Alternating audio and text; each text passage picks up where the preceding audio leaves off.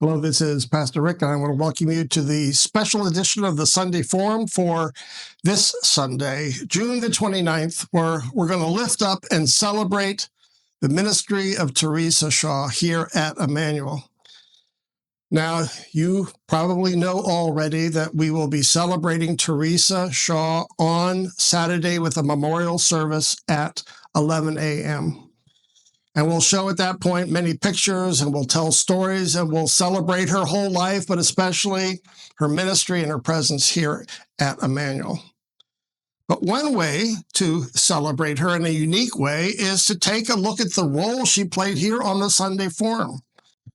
She did many themes and tapes, and she instructed and taught and inspired us on topics as diverse as stewardship, our feasibility studies, Fling Wide the Door. She worked with capital campaigns. She talked about strategic planning, issues of social justice. She even brought her family to bear in those videos, as well as outreach in the community.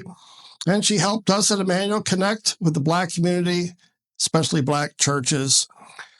And we all remember the COVID shots. Many of us, we got our COVID shots through the work of Theresa Shaw.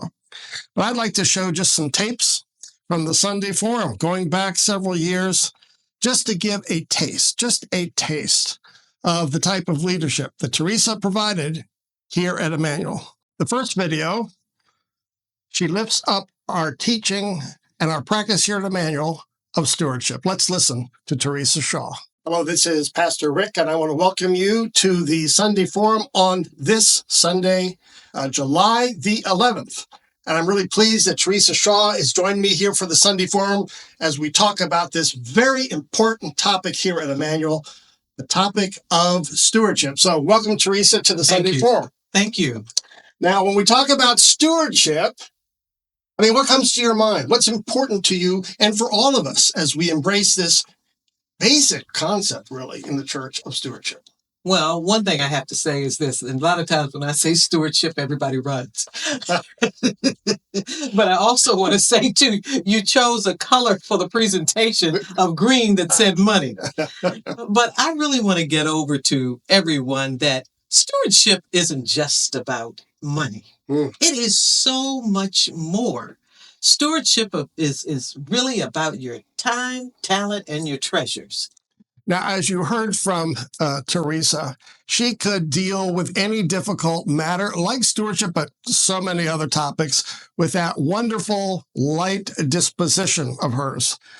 She could get us to talk about stewardship or any tough topic and would just laugh and bring everyone into the conversation.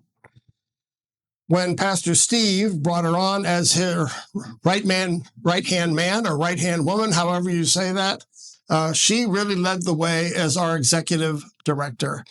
Hear her now in conversation with Pastor Steve, talking about the vision and the strategic planning of the church. Enjoy. Well, Pastor Steve, I know by now people are wondering, well, what are they talking about and what are they going to do? We haven't heard anything. So I'm here today to share a little bit about how we imagine Emmanuel Lutheran Church downtown. Now, can you imagine attracting more newcomers, engaging the entire congregation more than we are engaging them now? Well, how are we going to do that? Well, we have a beautiful campus here that we can now look at how can we enhance that campus? Well, we're looking at the Lanai area, as well as our breezeway area, combining that and closing it in so that we would actually have a closed in welcome space prior to going into the church. We do have some inclement weather here every now and Oh, yeah. then. So we've just been thinking about that. But just let's imagine that we have those opportunities. We're looking at also multifunctional space. I know that most of you know that we have AA here every day during the week, and it's growing, it's getting larger. And I feel kind of bad sometimes because we don't have the space, they're outside and it's raining. So it'd be wonderful if we had an enclosed space that they could utilize as well. And we want this to be one of the focal points of our church. If you go outside of the lanai and look up, you will see a beautiful cross. Have you seen it? You pointed it out to me. I should have seen it before, but it is a beautiful And thing. it is something that we would really like to transform into a focal point for the church. Now, of course, we're just imagining and reimagining how things can be. So we'll certainly want the help of everybody as we move forward. But if you think about what God says, a lot of times you have to go through, and when you go through, you end up being at a different place. That's right. And so we have gone through, we're not finished yet, but we're at a different place. And it's a better place for us here at Emmanuel Lutheran Church. And so what we're going to do is look at a media center.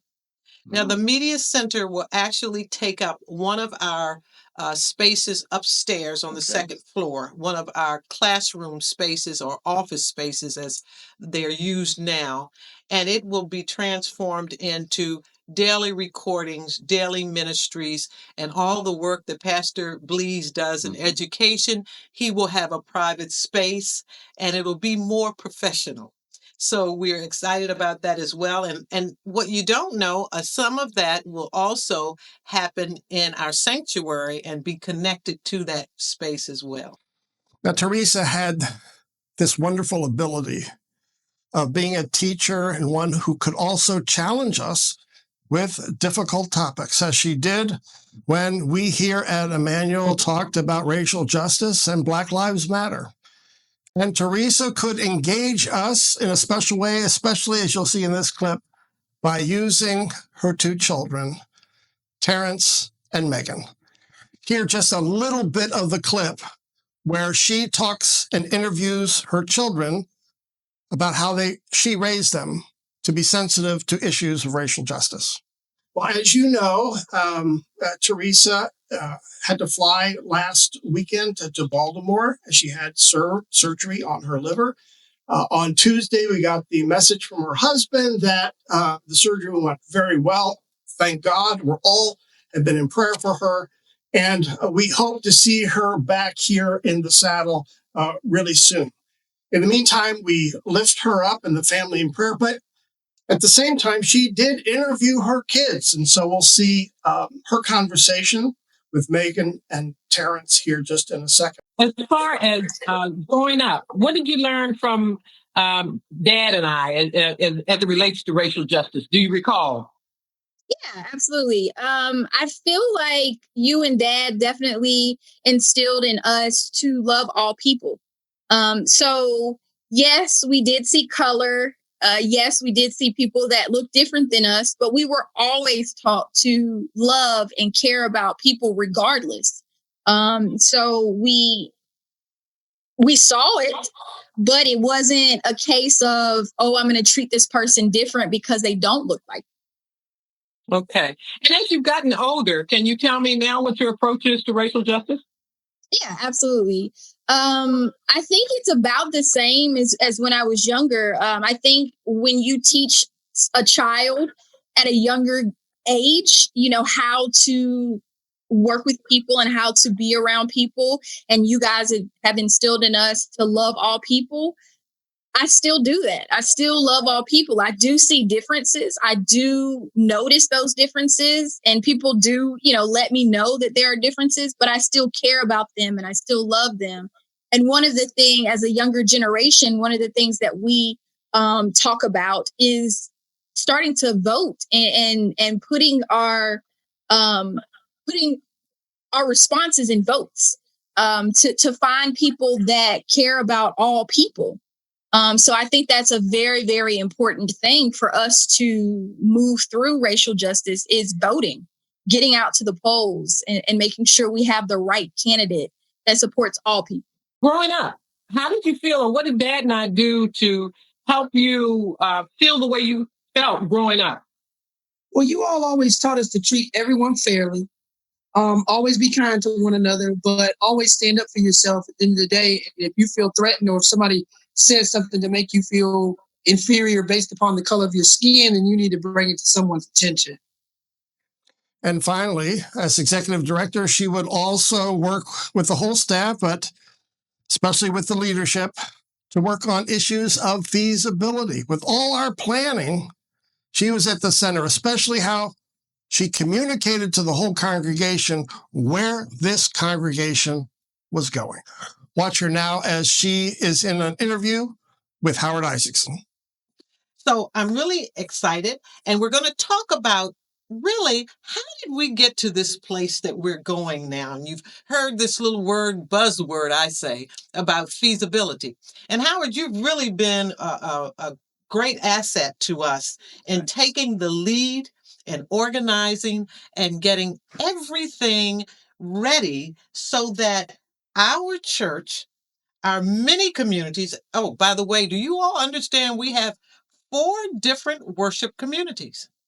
And it is awesome. And so we're going to work collectively as a group to look at the feasibility of our church. Theresa Shaw brought so many gifts of leadership and vision and of strategic planning.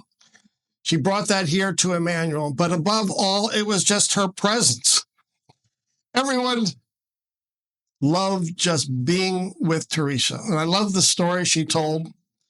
She came to Emmanuel. She sat down, I think, in the 3rd pew, if you're facing the altar on the left. And as she was sitting there, God just spoke to her and said, "This is where you belong. This is where you are to be." Because people used to ask her, what are you doing? Let's be honest, what are you doing at this white church? And she'd say, first of all, I have no idea. But then she'd say, God has called me here. And for that call and for her response of yes, we give God thanks on this day. Thank you, Theresa, for all the gifts you have brought us, but especially for your friendship and your love. Thanks for joining us on this special edition of the Sunday Forum. Bye-bye now.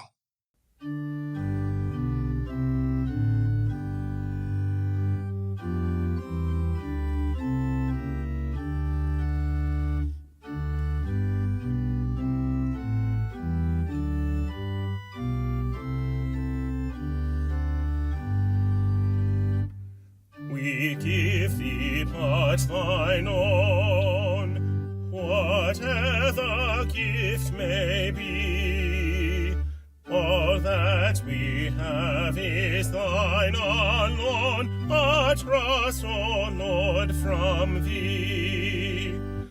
May we thy bounties, thy